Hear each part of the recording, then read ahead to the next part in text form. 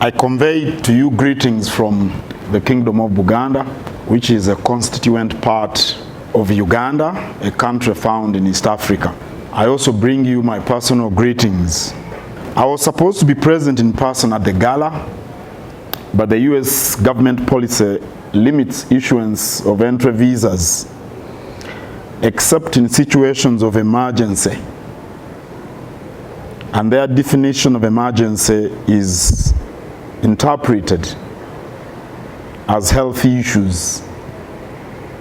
The restrictions are some of the measures to stem the spread of the coronavirus, which spreads COVID-19.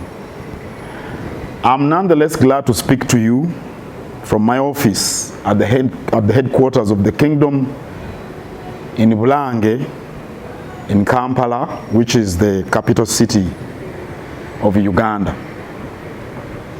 I thank the President of Wells of Life, Mr. Peter Callahan, and the CEO, Nick Jordan, who invited me and my wife to this gala.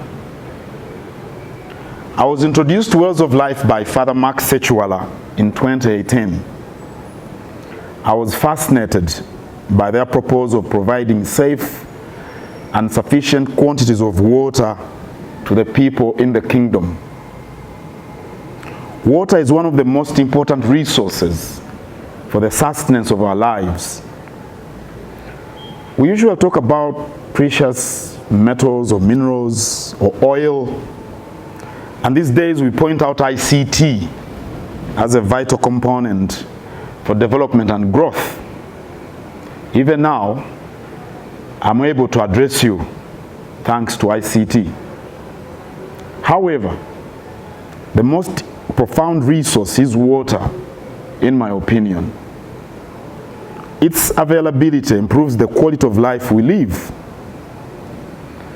It is estimated that 8 million Ugandans lack access to safe and sufficient quantities of water. Yet unsafe water is the source of many killer diseases in Africa, like cholera, bilharzia, typhoid, and many others. It is not uncommon to find a community in Uganda sharing water sources with animals. Cattle herds are driven to water sources which they contaminate with both urine and dung. And at the same time, people draw water from the same source for domestic use.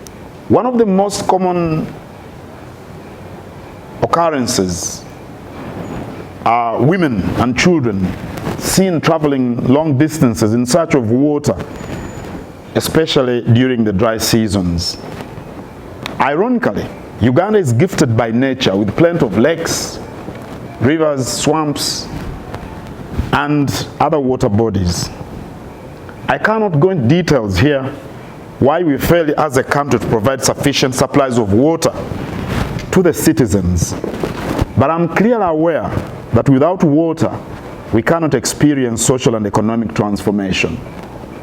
So the coming of Wells of Life and our meeting of Nick and Father Max and their colleagues with a proposal to sink wells for the provision of water to the ordinary and rural-based people was a gift from heaven.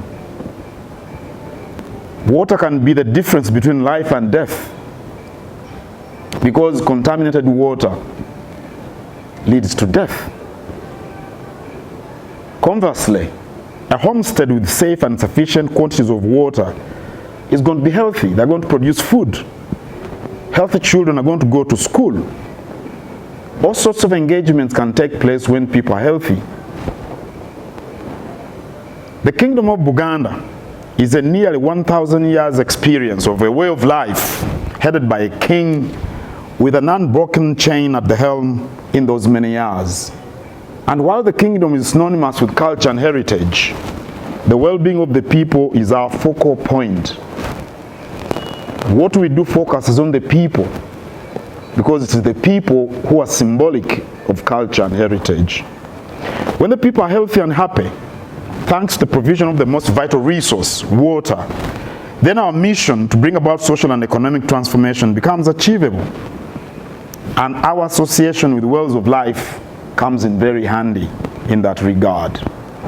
We appreciate the 410 new wells which have been sunk and the 105 wells that have been renovated. The more lives we save, the faster the citizens will have a fulfilled life. I once again thank Mr. Callan for inviting me. I thank all those who make donations for the provision of water in the Kingdom of Buganda and in Uganda. And like I said before, water can be the difference between life and death. Clean, safe, and sufficient quantities of water can be the difference between life and death. So we appreciate your contributions. We appreciate your love for our people, and I wish you all a successful event.